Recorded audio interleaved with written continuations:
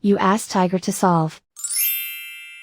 This deals with linear equations with one unknown. The final result is x equals -7. Let's solve it step by step. Group all constants on the right side of the equation. Subtract 3 from both sides.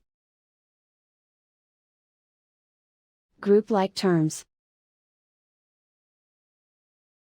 Simplify the arithmetic.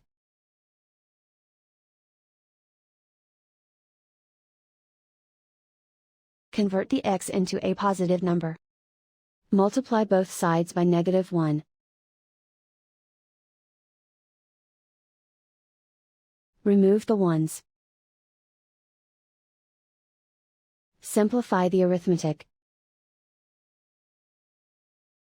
And so the final result is x equals -7.